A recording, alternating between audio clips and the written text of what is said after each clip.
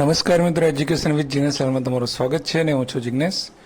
મિત્રો, આજે આપણે વાત કરવી છે કે વર્તમાન સમયમાં જે વિદ્યા સહાયક ભરતીને લગતા કેટલાક મહત્ત્વના પ્રશ્નો છે એની કોમેન્ટો આપણા વિડીયોમાં જે આવેલી છે એ કોમેન્ટો ઉપર આપણે ચર્ચા કરીશું. અને કોમેન્ટો એવી લીધેલી છે કે જે હાલમાં ખૂબ જ મહત્ત્વના પ્રશ્નો હોય એ કોમન પ્રશ્નો છે, તો એ કોમેન્ટો ઉપર આપણે આ વિડીયોમાં ચર્ચા કરવા જઈ રહ્યા છે, તો વિડીયોને અંત સુધી જોવાનું ના ચૂકતા. તો સૌથી પહેલો પ્રશ્ન છે, અમિત સાયબર કરીને મને લખ્યો છે 1 થી 5નું વેઇટિંગ ક્યારે આવશે એની આઈડિયા. તો 1 થી 5ના વેઇટિંગનો પ્રશ્ન જે છે હાલમાં ખૂબ જ લોકો ઉમેદવારો પૂછી રહ્યા છે, તો એક કોમન પ્રશ્ન આપણે લીધો છે. તો એનો જવાબ છે કે 1 થી 5નું જે પણ વેઇટિંગ પ્રક્રિયા હોય છે એ વેઇટિંગ પ્રક્રિયા માટે એવો નિયમ હોય છે કે જ્યારે પણ જિલ્લા પસંદગી પૂરી થાય છે પછી સ્થળ પસંદગી પૂરી થઈ જાય છે, અને સ્થળ પસંદગી પૂરી થયા પછી બાદ શાળાની અંદર ઉમેદવારો હાજર થઈ જાય છે, અને હાજર થવાની પ્રક્રિયા જ્યારે પૂરી થાય છે એ પછી તાલુકાઓમાંથી જે ટીપીઓ હોય છે એ સ્કૂલોમાંથી ને એવી રીતે આચાર્યો પાસેથી માહિતી મંગાવે છે. એ બધી માહિતી તાલુકામાં આવે છે, અને તાલુકામાંથી હાજર ગેરહાજરની માહિતી જે છે એ જિલ્લા કક્ષાએ જઈને પછી જે છે વિદ્યા સહાયક ભરતી બોર્ડ પહોંચતી હોય છે. તો લગભગ એવી બધી પ્રક્રિયા જે છે કે આ લેટ એટલા માટે થયું છે કે કેટેગરીના જે ઉમેદવારો હોય છે એ ઉમેદવારોને જલ્દી હાજર કરવામાં નહોતા આવ્યા. તો હજુ સુધી પણ એ ઉમેદવારો લગભગ અમુક જગ્યાએ થોડા ઘણા બાકી હતા, એ કદાચ કાલે સુધી સોમવાર સુધીમાં જે છે એ હાજર થવાની પ્રક્રિયા સંપૂર્ણ પૂરી થઈ જશે એવી આપણે આશા રાખી શકીએ છીએ. અને મોટાભાગની જે માહિતી જે છે દાખલા તરીકે છોટાઉદેપુરનું આપણે બધાએ વાંચ્યું હતું, તો એવી રીતે જે તે માહિતી જે છે હાજર ગેરહાજરની જિલ્લા કક્ષાએ પહોંચી ગઈ છે, અને ત્યાંથી વિદ્યા સહાયક ભરતી બોર્ડમાં પણ સત્વરે પહોંચવામાં છે. તો 1 થી 5નો જે વેઇટિંગ રાઉન્ડ જે છે એ ચોક્કસથી આવવાનો છે, એટલે એના માટે એટલી બધી હવે કંઈ ચિંતા કરવાની જરૂર છે નહીં. તો વેઇટિંગ રાઉન્ડ જે છે એ કચ્છની પ્રોસેસ પૂરી થયા પહેલાં આવી જશે, 15 ઓગસ્ટ આસપાસ કદાચ ચાલુ થઈ જશે. તો નવાઈ નહીં, તો એનો જવાબ છે તો શાંતિથી તમારે વેઇટ કરવાની છે હવે. ત્યારબાદ બીજો પ્રશ્ન જોઈએ. પ્રીતિબેન લખે છે સ્ટાન્ડર્ડ 6 to 8નું ક્યારે ચાલુ થશે. આ પણ એક વિકટ પ્રશ્ન છે બધા ઉમેદવારો માટે.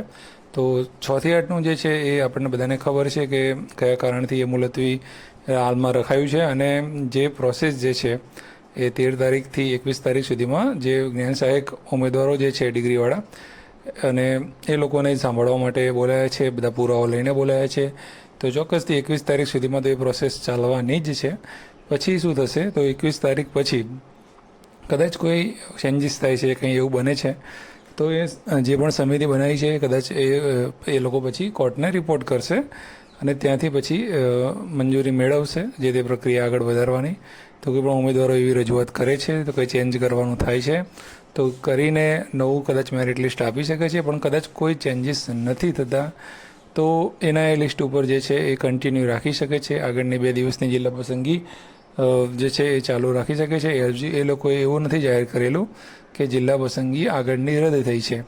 જિલ્લા પસંદગી જે છે એ સ્થગિત કરવામાં આવી છે, એટલે આગળના જે 2 દિવસનું જે પણ જિલ્લા પસંદગી કરી છે એ જિલ્લા પસંદગી હાલમાં રદ નથી કરવામાં આવી, એટલે એમના જે ઓર્ડર હુકમ રહ્યા એ રદ નથી કરવામાં આવ્યા. એટલે કદાચ શરૂ થાય તો જે પણ 3જા દિવસથી બાકી હતું ત્યાંથી પણ શરૂ થઈ શકે છે, બરાબર છે. અને આખું કદાચ જો રદ કરવા માગે લોકો ફરીથી શરૂ કરવા માગે તો એવું બની શકે છે, પણ 99% કોઈ ચેન્જીસ ના થાય, કોઈ ઉમેદવારો એવું સાબિત ના કરી શકે અને મેરિટ લિસ્ટ એનું રહે છે તો પછી કોઈ ચેન્જીસ નહીં થાય, અને જેટલેથી અટકેલું છે એટલેથી જ એ પૂરું જે છે એ શરૂ કરવામાં આવશે એવી હાલમાં શક્યતાઓ લાગી રહી છે. પણ ક્યારે આવશે એની વાત કરીએ તો એ કદાચ 21 તારીખ પછી બીજા 3-4 દિવસ એની અંદર પ્રોસેસમાં જઈ શકે છે, અને એ આ જે પ્રક્રિયા છે સમગ્ર આખી એ 26 થી 30 તારીખ ઓગસ્ટ સુધીની અંદર ફરીથી ચાલુ થઈ શકે છે, બરાબર.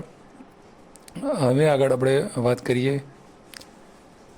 હેતલ સોની લખે છે કે સર કચ્છમાં લીધે પછી ફરીથી ટેટની એક્ઝામ આપી ફરી એપ્લાય કરી શકાય આ બાજુ આવવા માટે. તો આ પણ ઘણા લોકોને એવો પ્રશ્ન હોય છે કે અત્યારે અમારે કોઈ જોડે કોઈ ઓપ્શન નથી અને કચ્છમાં અમારે લઈ લેવું છે, તો પછી ફરીથી શું કરવું જોઈએ આવવા માટે, કે થઈ શકે કે કેમ. તો હવે એમાં એવું છે કે તમે 1 થી 5માં અત્યારે કચ્છમાં લઈ લો છો, અને ફરીથી જ્યારે નવી એક્ઝામ આવે છે તમે એક્ઝામ આપો છો, પછી નવી ભરતી કદાચ આવે છે અને તમે પછી એની અંદર 1 થી 5માં જ તમે એપ્લાય કરો છો તો એના માટે તમારે એનઓસી લેવી પડે છે અને એનઓસી 1 થી 5ની અંદર જ તમે ફરીથી આવતા હોવાથી એ તમને જે તે બોન્ડ લાગુ પડશે. હવે જામીન ખર્ચ જે છે એ કેટલાનું કરાવે છે તમને જે તે સમયે કચ્છમાં તમે લાગો છો ત્યારે એના ઉપર આધાર રહેશે. 3 લાખનું કરાવે છે તો તમે ફરી ત્યાં 3 લાખ રૂપિયા તમારે જે છે ચૂકવવા પડશે. ત્યારબાદ જ તમે જે છે નવી ભરતીમાં આવી શકશો. બરાબર છે. એટલે હાલમાં નવી ભરતી કેટલા ટાઈમ પછી આવશે, શું આવશે એ હાલમાં કશું જ નક્કી નથી હોતું, કારણ કે આ વહીવટી પ્રક્રિયાઓની અંદર ઘણો બધો સમય જતો રહે છે. એનો અનુભવ આપણને થયેલો છે કે આપણે ભરતી માટે કેટલું પ્રયત્નો કરવા પડે છે અને થોડો સમય સરકાર જે છે એ જ્ઞાન સહાયક મૂકીને પણ ગાડું એમનું ગબડાનું કરી શકે છે. તો હાલનું એવું કહેવાનું થાય છે કે તમે નોકરી અત્યારે લઈ શકો છો. ફરીથી તમારે આવવું હોય તો 3 લાખ ભરવાની તમારી જે છે એ તમારે તૈયારી રાખવી પડે અને પછી જ તમે બીજો જિલ્લો જે છે એટલે કે ફરીથી ભરતીમાં તમે જે છે આવી શકો છો, એ સિવાય આવી શકતા નથી. હા, તમે 1 થી 5માં લઈ લો, પછી ફરીથી નવી ભરતીમાં 6 થી 8માં આવો કે 6 થી 8માંથી 1 થી 5માં આવો, એમાં કોઈ જે છે બોન્ડ લાગુ પડતો નથી. આગળનો પ્રશ્ન વાત કરીએ. ગોહિલ અલ્પા લખે છે કે કચ્છ ભરતી જનરલ મેરિટ પ્રમાણે થશે કે કેટેગરી પ્રમાણે? આ પણ ઘણા લોકોને છે કે ભાઈ ઘણી બધી રજૂઆતો થાય છે અને 2500 જગ્યાઓ જે છે કચ્છ 1 થી 5ની જે છે એની વાત આપણે કરીએ. 6 થી 8માં તો જો કે ઉમેદવારોનો કોઈ એવો પ્રશ્ન છે જ નહીં કે નથી મળવાનો એવો, પણ અહીંયા તમે જોવો છો કે ઓપનની 1200 જેવી જગ્યાઓ જે છે, પછી ઈડબ્લ્યુએસ કેટેગરીની જગ્યાઓ જે વધશે અથવા એસટીની પણ વધશે. એટલે કે ટોટલ જગ્યાઓ જે છે એ વધવાનું જે પ્રમાણ જે રહ્યું, એસસી અને ઓબીસીની જગ્યાઓ જે છે પૂરેપૂરી ભરાઈ જશે, પણ આ બીજી જગ્યાઓ જે છે એ બાકી રહેશે. તો કચ્છમાં જે પ્રયત્નો થઈ રહ્યા હતા જગ્યાઓ ભરવા માટે, જે પ્રાણ પ્રશ્ન છે, તો એ પ્રશ્ન તો એમને એમ રહેશે. તો શું સરકાર આમાં કોઈ ચેન્જીસ કરશે? જનરલ મેરિટ પ્રમાણે રહેશે કે શું કરશે? તો હાલમાં એનો જવાબ છે કે કેટેગરી પ્રમાણે જે ચાલ્યું આવે છે એ પ્રમાણે જ થશે. એવો કોઈ ચેન્જીસ, સુધારો હાલમાં કોઈ કરવામાં આવ્યો નથી, પણ ચોક્કસથી ફાઇનલ મેરિટ કે પ્રક્રિયા ચાલુ થાય એ પહેલાં આ વસ્તુ કરવા માટે જેટલા પણ ઉમેદવારો આ વસ્તુ કરવા માગતા હોય એ ત્યાં જઈને અલગ અલગ જગ્યાએ જઈને ત્યાં રજૂઆતો કરવી પડશે. તો કદાચ કંઈક શક્ય બની શકે. ચાલુ થયા પહેલાં એકવાર ચાલુ થઈ ગયું તો પછી કંઈ થશે નહીં. અને એમને તો કદાચ એવું બની શકે કે ભાઈ અમને ઉમેદવારો નથી મળ્યા, તો પાછળથી જ્ઞાન સહાયકો ભરીને પણ એ ચાલુ મતલબ એ રીતનું કરી શકે છે. કદાચ ઠરાવોમાં સુધારો કરવો ઘણો મુશ્કેલ છે આપણને લાગે, પણ કંઈ અશક્ય નથી, સરકાર માટે કરી શકે જ છે. તો એ પ્રમાણે રજૂઆત થાય તો આ વસ્તુ જે છે એ બની શકે છે. અશક્ય કશું છે નહીં સરકાર માટે.